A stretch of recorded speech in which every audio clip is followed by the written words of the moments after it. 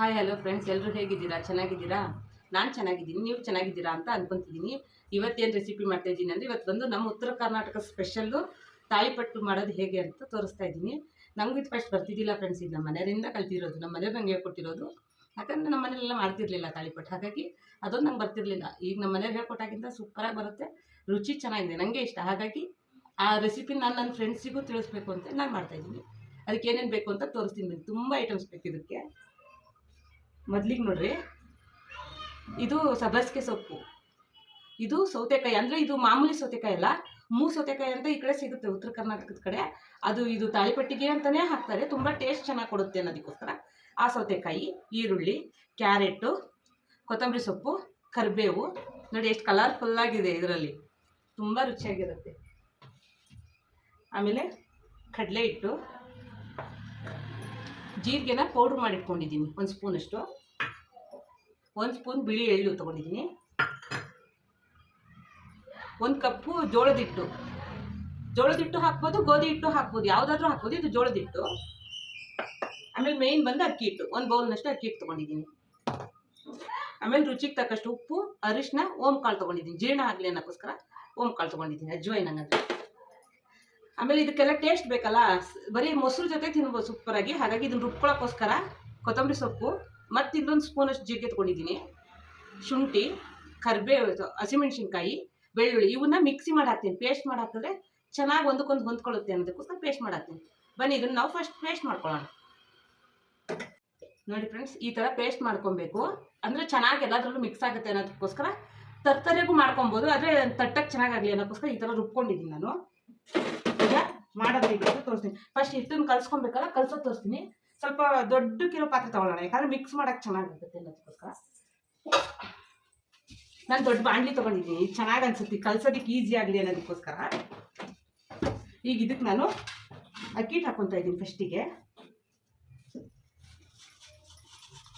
ಈ ಡಿಶ್ಶಿಗೆ ನನ್ನ ಗಂಡನಿಗೆ ಥ್ಯಾಂಕ್ಸ್ ಹೇಳ್ತೀನಿ, ಇರಲಿ, ಯಾಕಂದರೆ ಅವರಿಂದನೇ ನಾನು ಕಲಿತಿರೋದ್ರಿಂದ ಅವರಿಗೆ. ಹಾಗೆ ಜೋಳದ ಹಿಟ್ಟು ಹಾಕ್ಕೊತಾ ಇದ್ದೀನಿ. ನಾವು ಜನ ಎಷ್ಟು ಜನ ಇದೆಯೋ ಆ ಥರ ಕ್ವಾಂಟಿಟಿ ಜಾಸ್ತಿ ಹಾಕ್ಕೊಳ್ರಿ. ನಾವು ಸ್ವಲ್ಪ ಜನ ಇರೋದ್ರಿಂದ ಸ್ವಲ್ಪ ಹಾಕ್ಕೊತಿದ್ದೀನಿ ನಾನು, ನೀವು ಜಾಸ್ತಿ ಇದ್ರೆ ಜಾಸ್ತಿ ಹಾಕ್ಕೊಳ್ರಿ. ಆಮೇಲೆ ಕಡಲೆ ಹಿಟ್ಟು ಹಾಕ್ತಾಯಿದ್ದೀನಿ ನೋಡಿ.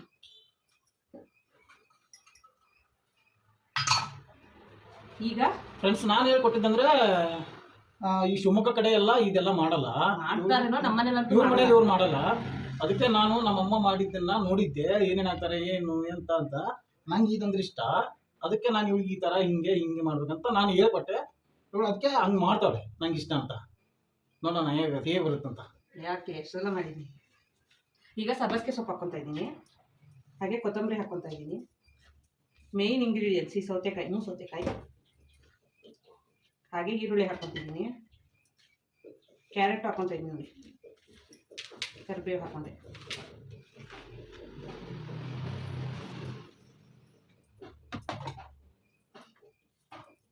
ಹಾಗೆ ಅರಿಶಿನ ಹಾಕ್ಕೊತೀನಿ.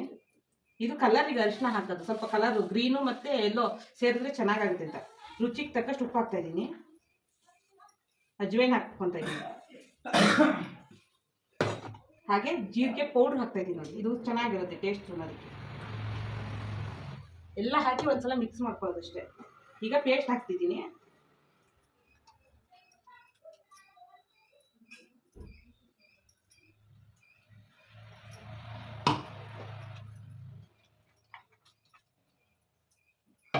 ಹಾಗೆ ಬಿಳಿ ಎಳ್ಳು ಹಾಕ್ತಾ ಇದ್ದೀನಿ ಲಾಸ್ಟಿಗೆ.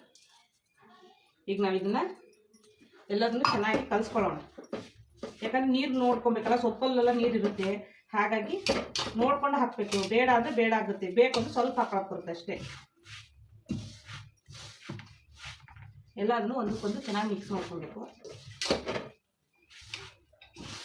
ಹಿಂಗೆ ದೊಡ್ಡ ಪಾತ್ರೆ ತಗೊಂಡ್ರೆ ನೋಡ್ರಿ ಕಲ್ಸಕ್ಕೆ ಈಸಿ ಆಗುತ್ತೆ, ಚಿಕ್ಕದಾದರೆ ಅಷ್ಟು ಸರಿ ಆಗಲ್ಲ, ಅದಕ್ಕೋಸ್ಕರ.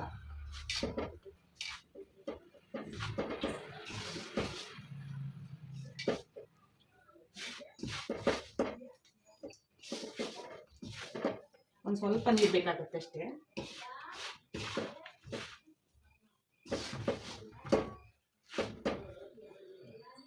ಈ ನಾವು ಮಿಕ್ಸಿ ಜಾರಲ್ಲಿ ರುಬ್ಕೊಂಡಿರ್ತೀವಲ್ಲ, ಅದನ್ನೇ ತೊಳೆದು ಹಾಕ್ಕೊತೀನಿ, ಯಾಕಂದ್ರೆ ಅದ್ರಲ್ಲಿ ಮಸಾಲೆ ಸ್ವಲ್ಪ ಇರುತ್ತೆ. ಹಾಗಾಗಿ ಆ ಜಾರಲ್ಲಿ ವೇಸ್ಟ್ ಮಾಡೋದು ಬೇಡ ಅಂತ ಅದರಲ್ಲಿರೋ ತೊಳೆದು ಹಾಕ್ಕೊತಾ ಇದ್ದೀನಿ.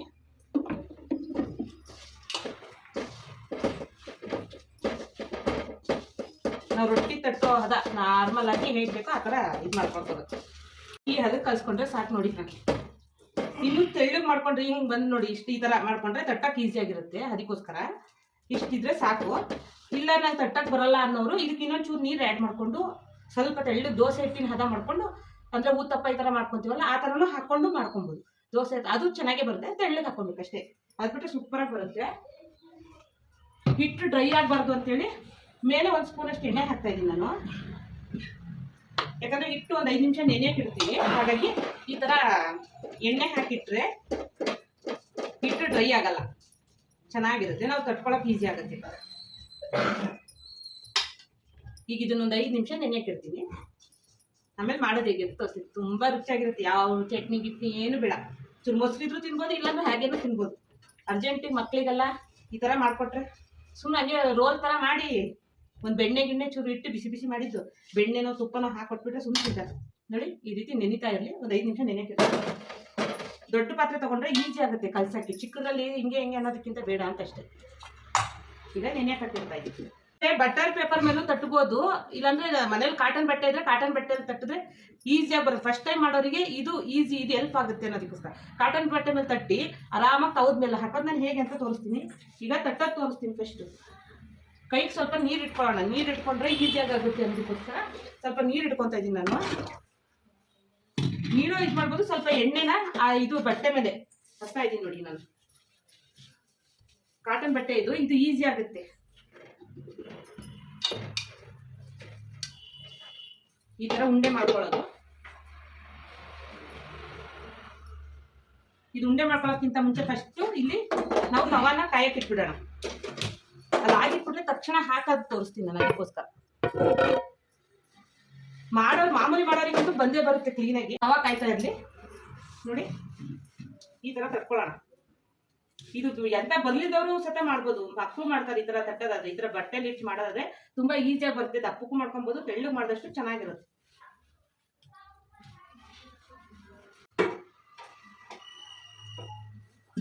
ಈಗ ನಾನು ತಟ್ಟಿಟ್ಟಿದ್ದೀನಿ ನೋಡಿ. ಈಗ ತವಾನು ಕಾದಿದೆ. ಅದ್ರ ಮೇಲೆ ಸ್ವಲ್ಪ ಹೌದಲ್ಲ ಎಣ್ಣೆ ಹಾಕೋಣ. ಈ ತರ ಕಾಟನ್ ಬಟ್ಟೆಗೆ ಹಾಕಿದ್ರೆ ಈಸಿಯಾಗಿ ಈಗ ನೋಡಿ.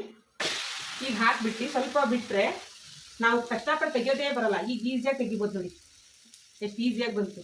ಅದಕ್ಕೋಸ್ಕರ ಈ ಥರ ಕಾಟನ್ ಬಟ್ಟೆ ಇಟ್ಕೊಂಡ್ರೆ ಒಳ್ಳೇದು ಅಂತ ಹೇಳ್ತಾ ಇದ್ದೀನಿ ನಾನು ಹೇಳಿದ ಥರ. ಈ ಥರ ಸ್ವಲ್ಪ ಇದಕ್ಕೆ ಎಣ್ಣೆ ಹಾಕ್ರಿ.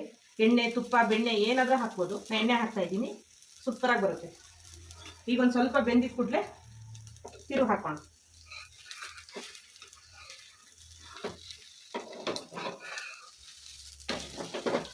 ಎಷ್ಟು ನೀಟಾಗಿ ಬಂತು ನೋಡಿ. ಈ ಥರ ಇದು ಬೇಯೋಷ್ಟೊತ್ತಿಗೆ ಇನ್ನೊಂದು ರೆಡಿ ಮಾಡ್ಕೊತೀನಿ ನಾನು.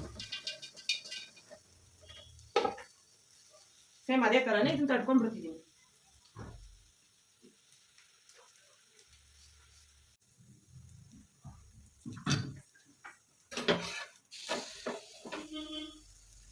ಈಗ ನೋಡಿ ಫ್ರೆಂಡ್ಸ್, 2 ರೆಡಿ ಆಯಿತು ನೋಡಿ. ಎಷ್ಟು ಕಲರ್ಫುಲ್ಲಾಗಿ ಬಂದಿದೆ. ನಾನು ಉಳಿಕಿದ್ದು ಇನ್ನೊಂದು 2 ಮಾಡ್ತೀನಿ. ಸೂಪರಾಗಿ ಬಂದಿದೆ ನೋಡಿ. ಆಗಕ್ಕೆ ಬಂತು. ಇಷ್ಟು ತನಕ ಮಾಡಿದೆ, ಅಷ್ಟು ಮುಗಿದ್ವು. ಇದಕ್ಕೆ ನಾನು ತುಪ್ಪ ಹಾಕ್ತಾ ಇದ್ದೀನಿ. ತುಪ್ಪನೂ ಹಾಕೋದು. ತುಪ್ಪ ಹಾಕಿದ್ರು ಟೇಸ್ಟ್ ಚೆನ್ನಾಗಿರುತ್ತೆ. ಮಕ್ಳಿಗೆ ಕೊಡೋದಕ್ಕೆ ತುಂಬ, ಅಂದರೆ ಎಲ್ಲ ಥರದ್ದು ಇದರಲ್ಲಿ ನ್ಯೂಟ್ರಿಷನ್ ಥರ ಎಲ್ಲ ಸೊಪ್ಪು ತರಕಾರಿ ಎಲ್ಲ ಇರೋದ್ರಿಂದ ತುಂಬ ಚೆನ್ನಾಗಿ ಅನಿಸುತ್ತೆ.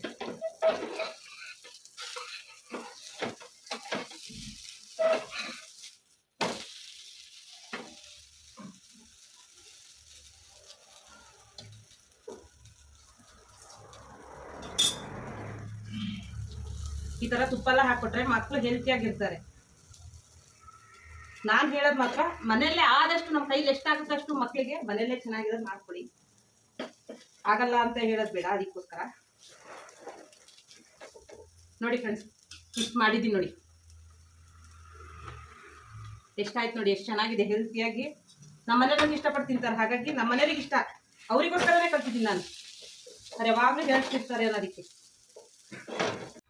ನೋಡಿ ಫ್ರೆಂಡ್ಸ್, ತಾಳಿಪಟ್ಟು ತುಪ್ಪ ಮತ್ತು ಮೊಸರು ಇಷ್ಟೇ ಸಾಕು. ಚಟ್ನಿ ಬೇಕು ಅಂದರೆ ಮಾಡ್ಕೊಬೋದು. ಚಟ್ನಿ ಅವಶ್ಯಕತೆ ಇರಲ್ಲ, ಯಾಕಂದರೆ ಇದರಲ್ಲಿ ಎಲ್ಲ ಥರದ್ದು ಇರೋದ್ರಿಂದ ನೋಡಿ ಎಷ್ಟು ಸ್ಮೂತಾಗೂ ಬಂದಿದೆ, ಎಷ್ಟು ಚೆನ್ನಾಗಿ ಬಂದಿದೆ ನೋಡಿ. ಪೇಪರ್ ಥರ ಇದೆ, ಎಲ್ಲ ಕಾಣಿಸ್ತಾ ಇದೆ ನೋಡಿ ಎಷ್ಟು ಚೆನ್ನಾಗಿ ನೋಡಿ. ನೀವು ಮಾಡಿಕೊಡಿ. ಈ ವಿಡಿಯೋ ಇಷ್ಟ ಆದರೆ ಲೈಕ್ ಮಾಡಿ, ಶೇರ್ ಮಾಡಿ, ಕಮೆಂಟ್ ಮಾಡಿ. ನಮ್ಮ ಉತ್ತರ ಕರ್ನಾಟಕದ ತಾಳಿಪಟ್ಟು ಹೇಗಿತ್ತು ಅಂತ ಕಮೆಂಟಲ್ಲಿ ತಿಳಿಸಿ. ಬಾಯ್.